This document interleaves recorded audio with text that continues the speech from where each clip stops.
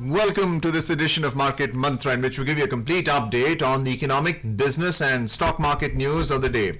I'm Arjun Chaudhary and with me is my co-anchor in Hindi, Sonu Sood. धन्यवाद अर्जुन। नमस्कार श्रोताओं, market मंत्र में आपका स्वागत है। रोज की तरह आज भी हम देश और दुनिया से आर्थिक, व्यापारिक और शेयर बाजार के ताजा समाचार आप तक लाएंगे।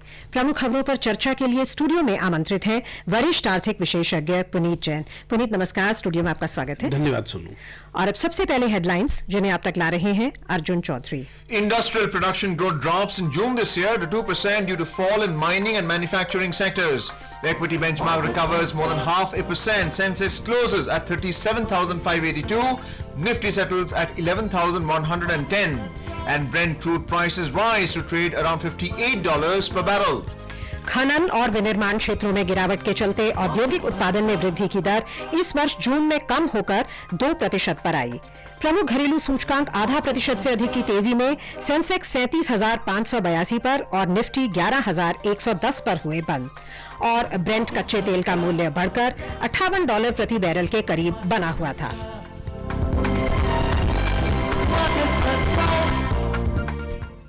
In our top story, industrial production growth dropped to 2% in June this year, mainly on account of poor showing by mining and manufacturing sectors. According to official data released today, there was a slowdown in the manufacturing sector, which grew at 1.2% in June as compared to 6.9% a year ago.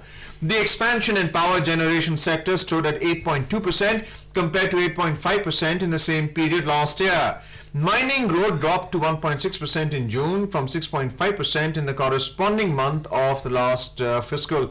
Puneet, how are you interpreting this data for both mining and manufacturing? So Arjun, these numbers are not a surprise because we were expecting the numbers of industrial production for June to be quite poor, because anecdotally there was a lot of news coming from various industry segments indicating that there was a slowdown in industrial activity. In fact, the core sector numbers which came for the month of June also showed a very low number. It was about 2% again.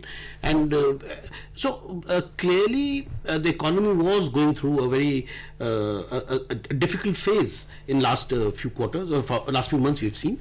And if you look at data that we've got from automobile segment, from steel segment, from crude oil, a lot of manufacturing activity, even commercial vehicles. So all these segments have been facing a slowdown in buying, in consumption, and even the FMCG segment, which is usually a segment which is not affected because it's small ticket purchases by people. Even there the commentary has been that the purchases have been slow. So clearly all these data points were already there, and we were expecting the numbers to be not. Has disposable income moved towards savings now? Is that how it's working? No, that's not true. The truth is that in fact the savings rate for India has come down over the last few years. However, I think it has to do something with the fact that the sentiment has been low. And of course there are many factors for it. One is the liquidity in the system was very tight throughout last year. Only recently has RBI started increasing liquidity. On top of it, we had general elections. There was a build-up, so government spending came down very significantly in the first quarter. And because it was not in a transition phase, and we saw that government spending, which has been keeping up the pace of growth in the economy, that slowed down significantly. And there were a lot of other factors that the private consumption was facing. We also know that private capital expenditure has been slow lately. Jobs have not been growing at a fast clip. So all these problems were plaguing the economy to some extent, and I think government has of course woken up to it. And after the new government came in, I think now they are taking steps which will lead to revival in sentiment. Hopefully, I think in next couple of quarters we should see a better number. In fact Puneet, जैसा आपने कहा कि सरकार संज्ञान ले रही है पूरी सिचुएशन का। इनफैक्ट जो वित्त मंत्रालय है वो बैठकें कर रहा है अलग अलग जो इंडस्ट्री ग्रुप्स हैं उनके साथ।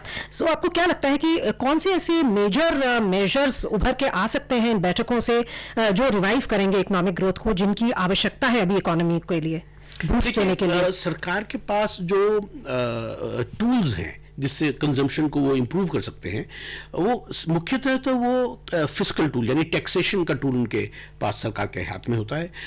सरकार टेम्परेरी मेजर में जब भी स्लो डाउन आता है इकोनॉमी में या कंजम्पशन कम होती है, गवर्नमेंट कुछ सिलेक्ट सेक्टर्स को जहां पर इंपॉर्टेंट है, जहां बूस्ट करना सेंटिमेंट, वहां पर वो टैक्सेशन कट कर सकती है। जैसे बात चल रही है कि ऑटोमोबाइल सेगमेंट के लिए टेम्परेरी कोई जीएसटी कट, और एक देखिए मुझे नहीं लगता कि उससे कोई बहुत ज़्यादा बड़ा फर्क पड़ता है, लेकिन एक सेंटिमेंट को ज़रूर एक बूस्ट मिलता है।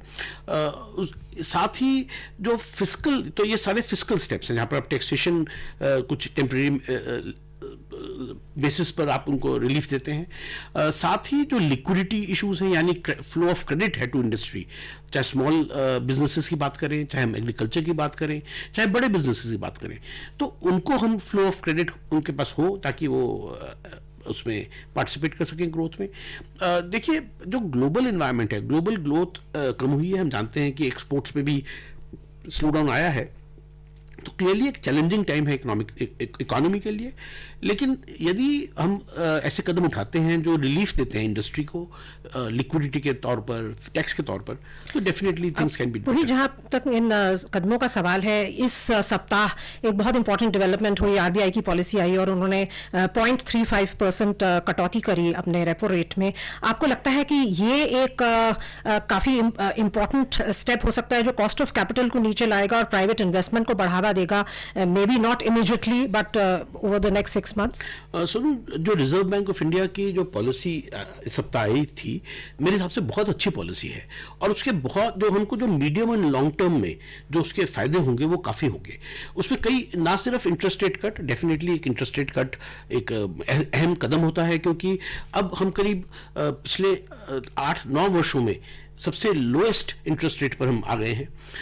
डेफिनेटली वो क्रेडिट फ्लो जो है इंडस्ट्री को, पर अभी भी हम बाकी देशों से काफी ज्यादा है हमारा इंटरेस्ट रेट। बिल्कुल, तो इसको हम एक्चुअली रियल इंटरेस्ट रेट जिसे कहते हैं, रियल इंटरेस्ट रेट यानी जो बैंक रेट है माइनस इन्फ्लेशन रेट, इसको हम देखते हैं तो आज भी भारत में वो करीब करीब 3% है, जो बहुत ज्यादा है। रियल इंटरेस्ट रेट होना चाहिए नॉर्मली 1.5% के आसपास, जो भी इन्फ्लेशन है आपका, जो लॉन्ग टर्म एवरेज है उसके करीब 1.5% उससे ऊपर होना चाहिए। यदि ऐसा हम मानते हैं तो अभी भी 100 बेसिस पॉइंट्स यानी 1% और इंटरेस्ट रेट कट करने का स्कोप या रूम है रिजर्व बैंक ऑफ इंडिया के पास। लेकिन रिजर्व बैंक ने ना सिर्फ ऐसा किया, उन्होंने एनबीएफसीज के लिए जो क्रेडिट बैंक दे सकते हैं उसको, उसमें बढ़ोतरी करी। साथ ही एक बहुत अहम कदम होता है कि रिस्क वेट्स ऑफ लोन्स, उसमें उन्होंने कटौती करी है। रिस्क वेट कम करने से बैंक की कैपिटल एडिक्वेसी बढ़ जाती है और उससे वो ज़्यादा लोन दे पाते हैं, यानी उतना ही पैसे में वो ज़्यादा लोन दे सकते हैं। तो रिजर्व बैंक ऑफ इंडिया ने रिस्क वेट्स कम किए, उन्होंने एनबीएफ सेक्टर के लिए क्रेडिट फ्लो, हालांकि ये बहुत ही एक पेचीदा वो है इशू, बिकॉज एनपीएस का जो एक प्रॉब्लम है बैंक्स को, तो एक बैलेंस। तो देखिए, अगर एनपीएस का मैंने पूरी इस अर्निंग सीजन में जो जितने पब्लिक सेक्टर बैंक्स जो ज़्यादातर ये प्रॉब्लम फेस कर रहे हैं, एनपीएस के मैंने फिगर्स देखी हैं, वो एनपीए की जो नेट एनपीए फिगर्स हैं ज़्यादातर बैंक्स में अक्रॉस द बोर्ड, वो अब करीब करीब 5% के आसपास आ गई हैं। ये नेट एनपीए की फिगर्स 8-9%, 10% से भी ज़्यादा थी कई बैंक्स में। तो यानी अगर मेरा अपना अनुमान ये है कि जो एनपीएस की प्रॉब्लम है बैंकिंग क्षेत्र में, वो अब काफ़ी हद तक हमारे पीछे है, क्योंकि नेट एनपीएस जब 5% से नीचे आना शुरू कर देते हैं तो बैंक के पास काफ़ी सब्सटैंशियल ग्रोथ कैपिटल रहता है, फिर उनको प्रोविजनिंग कम करनी पड़ती है, और ऑपरेटिंग प्रॉफिट्स क्योंकि बहुत अच्छे हैं पब्लिक सेक्टर बैंक्स के। तो और करीब करीब जहाँ तक मुझे मेरा अपना स्टडी है कि एक या दो बड़े बैंक्स को छोड़ दें अगर हम, तो शायद सभी बैंक्स ने बहुत अच्छा प्रदर्शन किया है इस क्वार्टर में। Just coming back to manufacturing and mining, to what extent has the US-China trade war impacted our export sales of raw materials and intermediate goods to China because of what's going on with the US policy? So you're right. So India had a lot of exports to China of intermediate goods or raw materials, and of course we have a big trade deficit with China. In fact, trade deficit is $55 billion, and we import a lot of manufactured goods from final China, product. the final products, whether electronics and a lot of other items. So because of a slowdown in China, because China itself is also battling a very big economic slowdown, and its exports have taken a hit, its economic growth has taken a hit. So clearly they are importing less from countries like India, and India, of course, is less affected vis-a-vis if you look at countries like Japan and South Korea, whose major exports, in fact, the major part of the economy comprises of exports to China. And so Japan and South Korea have taken a very big hit. India, of course, has also been affected to So some do you extent. think the Road and Belt initiative of China in Africa, do you think they are able to tap into more natural resources and therefore a lot of what we export to China has been affected? See, initiatives like BRI, the Belt Road Initiative, are economic and political complex in a sense, and their impact is really long term. And I don't think China right now is reaping any benefits from this. In fact, I would say that China is suffering a little bit because of the backlash which BRI has got them in many countries. In fact, if you look at the commentary now, there's very little discussion on BRI. There was 1 year back, there was a lot of discussion on BRI. A lot of countries were expecting investments. China itself has an issue right now of its own economic growth. So I don't think they're going to spare capital for investments in other countries to a large extent. They need to make investments in China. So I don't think that, and in any case, an initiative like BRI will take 10-20 years to yield results. So clearly, I think that is not such a big issue right now. The real issue is consumption slowdown across the globe. Therefore, I think central banks in Europe, in America, in Japan, everywhere, we are talking about banks cutting interest rates. In fact, you'll be surprised. I mean, as much as $74 trillion worth of bonds in the world, in the global markets, are now at negative yields. So that's a lot of money, which is really sitting in idle, I would say, in bonds. Puneet, आपको लगता है कि manufacturing को push देने के लिए चाहे वो डोमेस्टिक डिमांड के लिए हो या चाहे वो एज अ प्रोडक्शन हब हो, जो मेक इन इंडिया का सपना था कि यहाँ पर उन चीज़ों की भी प्रोडक्शन हो जो यहाँ से दूसरी कंट्रीज में एक्सपोर्ट हो, उसके लिए ईज ऑफ डूइंग बिजनेस पे हालांकि हम काफ़ी पायदान ऊपर आए हैं, उसमें और भी कार्य करने की ज़रूरत है? बिल्कुल सोनू, देखिए, पहले तो हमारी हालत काफ़ी, मैं कहूँगा भारत बहुत ही नीचे स्तर पर था. 120, 130 रैंकिंग 150 देशों के उसमें आती थी. भारत उसमें काफी ऊपर आया है, लेकिन देखिए, मैन्युफैक्चरिंग कॉम्पिटिटिवनेस करने के लिए कई सारी चीज़ों की ज़रूरत है. ना सिर्फ टैक्सेशन करना या सिर्फ प्रोसीजर्स को बेहतर करना, बल्कि जिसे हम फैक्टर्स मार्केट कहते हैं, यानी लैंड है, लेबर है, इन सब में भी रिफॉर्म्स की ज़रूरत है. जब कैपिटल, लैंड, लेबर, ये जो फैक्टर्स ऑफ प्रोडक्शन हैं, इनमें सभी में रिफॉर्म्स होगा, तभी वो एक कारगर पॉलिसी हो पाती है. एंड मैन्युफैक्चरिंग हब बनाने में चाइना को करीब करीब अपने को 20 से 25 वर्ष लगे थे, और उस वक्त कंपटीशन भी नहीं था. आज भारत के लिए आसान नहीं होगा मैन्युफैक्चरिंग एक्सपोर्ट मार्केट के लिए. तो मुझे लगता है कि हमें अपनी डोमेस्टिक मार्केट पे फोकस करना चाहिए. डोमेस्टिक कंजम्पशन बहुत स्ट्रांग है इंडिया में, and I think we should have policies which focus on consumption by India and Indians. Export जरूरी है, पर जो ज्यादा जरूरत है, मुझे लगता है कि डोमेस्टिक कंजम्पशन पर ध्यान देने की जरूरत है. लेट्स होप कि इस दिशा में हम तेजी से कदम बढ़ाएं ताकि हम अपने लॉन्ग टर्म ग्रोथ ऑब्जेक्टिव्स हासिल कर पाएं. चलते हैं सेंसेक्स की ओर. घरेलू शेयर बाजारों में कल की भारी मजबूती आज भी जारी रही और ये 0.5% से अधिक की बढ़त पर बंद हुए. हालांकि वैश्विक बाजारों का रुख नकारात्मक ही रहा. बैंकिंग और ऊर्जा क्षेत्रों में तेजी की अगुवाई में इन दो सत्रों में सेंसेक्स और निफ्टी दोनों 2% से अधिक की कुल तेजी दर्ज कर चुके हैं. घरेलू बाजारों में ये तेजी इन रिपोर्टों के बीच आई कि सरकार द्वारा विदेशी पोर्टफोलियो निवेशकों पर लगाए सरचार्ज के मुद्दे पर फिर गौर किए जाने की संभावना है. दिन में एक समय 480 अंकों तक की तेजी दर्ज करने के बाद बंबई शेयर बाजार का सेंसेक्स 0.68% की तेजी से 255 अंक बढ़कर 37,582 पर बंद हुआ. नेशनल स्टॉक एक्सचेंज का निफ्टी भी 0.7% के उछाल से 77 अंक बढ़कर 11,110 पर बंद हुआ. विस्तारित बाजार की बात करें तो यहां तुलनात्मक रूप से तेजी और भी अधिक थी. बीएसई मिड कैप सूचकांक 0.77% बढ़ा और स्मॉल कैप सूचकांक में 1% का उछाल दर्ज हुआ. Equity benchmarks today recovered more than 0.5%, extending robust gains the previous session, even as cues from the global markets were negative. In these two sessions, Sensex and Nifty both climbed more than 2%, led by gains in banking and energy stocks. Domestic indices witnessed gains amid reports that the government is likely to reconsider the matter of surcharge on foreign portfolio investors (FPIs). After rallying 480 points during the day, the 30-share BSE Sensex settled 255 points, or 0.68% higher, at 37,582. The broader NSE Nifty also jumped 77 points or 0.70% to 11,110. Broader BSE mid cap added 0.77% and small cap surged 1%. During the week, the Sensex gained 464 points or 1.24%, while the Nifty advanced 112 points or 1.02%.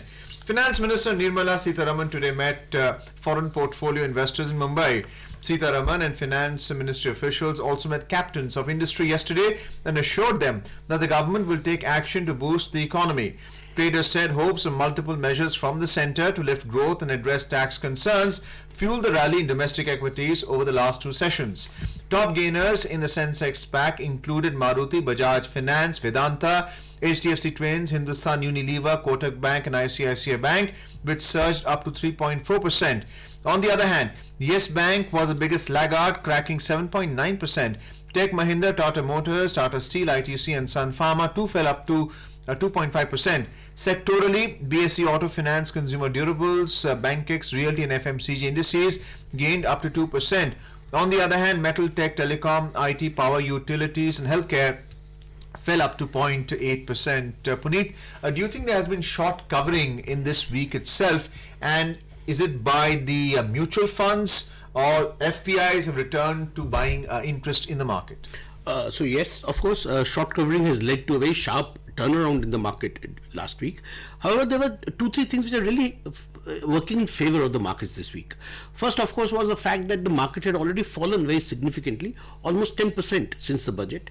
So there was room for some kind of rebound in the markets. That was one.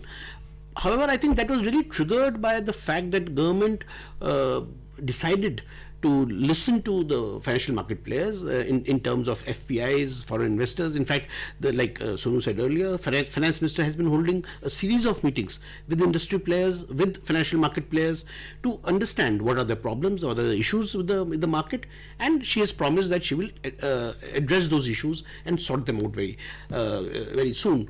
So I think the sentiment in the market turned around. FPIs, were really, the mood turned positive as of yesterday, and in fact today is the first day that the FPIs have made a net purchase in Indian markets after July 1st. So after almost 40 days, the buying figures by FIIs was positive in India after a very substantial selling of about 15 to 16,000 crores in last 1 month. And interestingly though, I must say that what really surprised me when I was looking at data yesterday, and I think that is really adding to the positive sentiment, that domestic investors continued to pour into equity markets. Usually, whenever markets fall that sharply, you will find the domestic retail investors, they run away. But the mutual fund flows last month, the numbers that we've got, actually showed that the mutual fund inflows increased last month. And even so, it went up to about 8,200 crores, and which was an increase of about 1,000 crores, because there were fears that domestic investors will also desert the market, and that would have really put a lot of pressure on the equity markets. But I think domestic investors stayed, and not only they invested. I was surprised to see that a lot of that money, in fact, the allocation to mid caps, small caps, and multi cap funds, they went up, which shows a lot of maturity on part of Indian investors, because they know that the long term story in India is still positive. और एक opportunity है कम rates पे shares खरीदने की, और ये बहुत ही एक मैच्योर रिएक्शन है. नॉर्मली हमने देखा है कि जब भी मार्केट्स में इतनी भारी गिरावट आती है, बैंक निफ्टी करीब 3,000 पॉइंट गिरा, निफ्टी भी 1,000 पॉइंट के करीब गिरा, उसके बाद डोमेस्टिक इन्वेस्टर्स जिटरी हो जाते हैं और मार्केट से अपना पैसा हाथ खींच लेते हैं. लेकिन ऐसा नहीं हुआ. जुलाई महीने में इनफैक्ट इन्वेस्टमेंट्स बढ़ी हैं. I think this is really positive. And on top of it, if we see a turnaround in economic sentiment because of the steps by government, I think we could see that we could probably not look back and say that okay, that was the bottom of the markets. So Puneet, आपको लगता है कि मिला जुला असर है government के जो स्टेप्स हैं, जो मीटिंग्स हो रही है, वो तो है ही, जो अनाउंस कर रहे हैं कि हम रिवाइव करना चाहते हैं इकोनॉमिक ग्रोथ को, और शायद बाजार ने एब्जॉर्ब किया है आरबीआई की पॉलिसी को भी, क्योंकि जिस दिन पॉलिसी आई उस दिन बाजार गिरा, लेकिन उसके अगले 2 दिन हमने बहुत उछाल देखा. सो देखिए, सभी चीज ना बाजारों में इन सब चीजों का मिला जुला असर. हम किसी एक चीज को हम रिस्पॉन्सिबल नहीं कह सकते कि बाजार क्यों गिरे या क्यों बढ़े, लेकिन मुझे लगता है कि अब कई पॉजिटिव स्टेप्स जैसे हमने जिक्र किया, चाहे पॉलिसी की आरबीआई पॉलिसी की बात करें, गवर्नमेंट के जो स्टेप्स अब जो उठा रही है वो उसकी बात करें, म्यूचुअल फंड इन्फ्लोज की बात करें, एफआईआईज ने आज बाइंग करी, इसकी बात करें, सब आई थिंक इन सबका मिला जुला असर। और जैसे अर्जुन ने बताया कि जो शॉर्ट कवरिंग है, यानी जिन लोगों ने मार्केट्स में ब्रीफली बताएंगे, बहुत ही ब्रीफली संक्षेप में, कि शॉर्ट कवरिंग हमारे लेमैन जो लिसनर्स हैं उनके लिए कि शॉर्ट कवरिंग एग्जैक्टली क्या होता है? थोड़ा टेक्निकल हो सकता है बिकॉज, पर फिर भी मैं समझाने की कोशिश करता हूँ कि कई बार स्टॉक मार्केट में जो हमारे पास पैसा होता है उससे हम शेयर्स खरीद सकते हैं। नॉर्मल निवेशक जो है, नॉर्मल इन्वेस्टर है, वो ये मानता है कि मैं पैसा देकर के शेयर्स खरीदता हूँ, ये मेरा निवेश है, या मेरे पास जो डिलीवरी है मेरे हाथ में शेयर्स की, वो मैं बेच सकता हूँ बाजार में और मुझे उससे पैसा आता है। लेकिन स्टॉक मार्केट के अंदर जो डेरिवेटिव प्रोडक्ट्स हैं, जिसको फ्यूचर्स एंड ऑप्शंस हम बात करते हैं, वहां पर आप शेयर्स बेच सकते हैं, खरीद सकते हैं जब आपके पास शेयर्स ना हो तब भी। यानी आपको ऐसा लगता है कि ये शेयर का प्राइस गिरेगा तो आप उस शेयर्स को बेच सकते हैं, और जब वो प्राइस नीचे गिरे तो आप उसको खरीदेंगे तो आपको प्रॉफिट आने का उम्मीद है। इसके लिए आपके पास शेयर के होने की जरूरत नहीं है। तो कई बार ऐसा लगता है जब बाजारों में ऐसा लगता है कि बाजार गिर सकते हैं, तो जो लार्जली जो फॉरेन इन्वेस्टर्स हैं या एफआई जो इंस्टीट्यूशनल इन्वेस्टर्स हैं, वो बाजार में शॉर्ट सेलिंग करते हैं, यानी वो बाजार को शेयर्स बेच देते हैं एंटिसिपेशन में कि प्राइसेस गिरेंगे। और जब बाजार काफी प्राइसेस नीचे आ जाते हैं तो वहां से वो, क्योंकि वो डिलीवरी नहीं देना चाहते शेयरों की, तो वो वापस उन शेयर को खरीदते हैं और कोशिश ये करते हैं कि वो नीचे प्राइसेस पे खरीदें। तो ऊपर से जब बेचते हैं तो उसको हम कहते हैं शॉर्ट सेलिंग, और जब नीचे से वो अपनी पोजीशन को खत्म करते हैं, कवर करते हैं और वो प्रॉफिट बुक करने की कोशिश करते हैं, तो उसको हम शॉर्ट कवरिंग कहते हैं। नॉर्मली शॉर्ट कवरिंग जब होती है तो बाजार में एक अच्छा उछाल या अच्छी तेजी हम देखते हैं। पुनीत, एक और फैक्टर है मॉनसून का।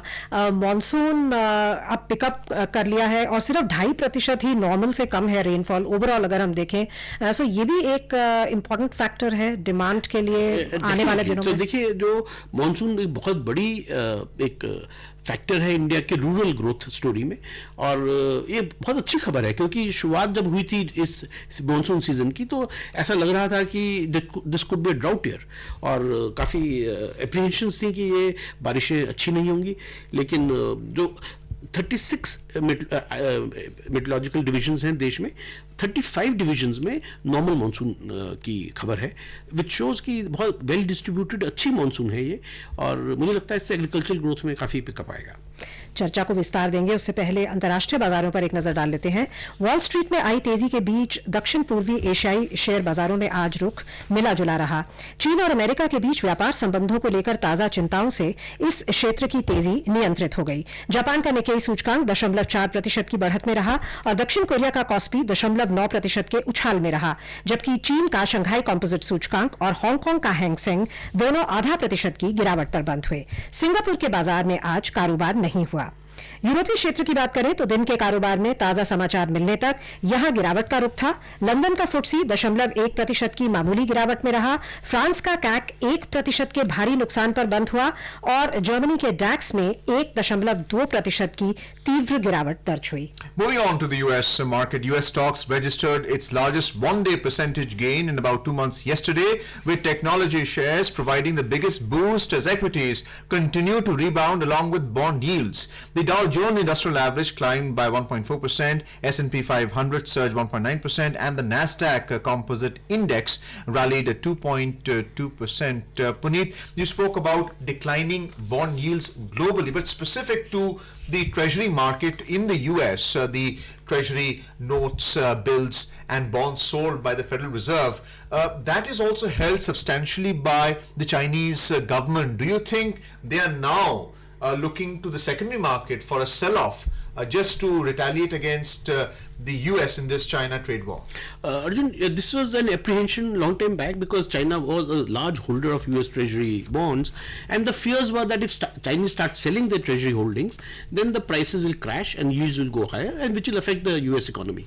However, like I just said, right now the global markets are flush with liquidity. $74 trillion worth of bonds are giving negative yields.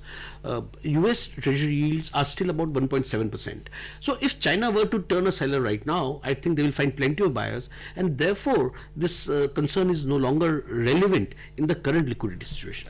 और यूएस और चाइना की जो एक नेवर एंडिंग सागा है, उसमें अभी क्या आपको स्थिति दिखाई देती है? नहीं, आपने जैसे कहा नेवर एंडिंग है, ये बहुत लॉन्ग टर्म एक सुप्रीमेसी के लिए, इकोनॉमिक सुप्रीमेसी का ये एक नया आयाम है।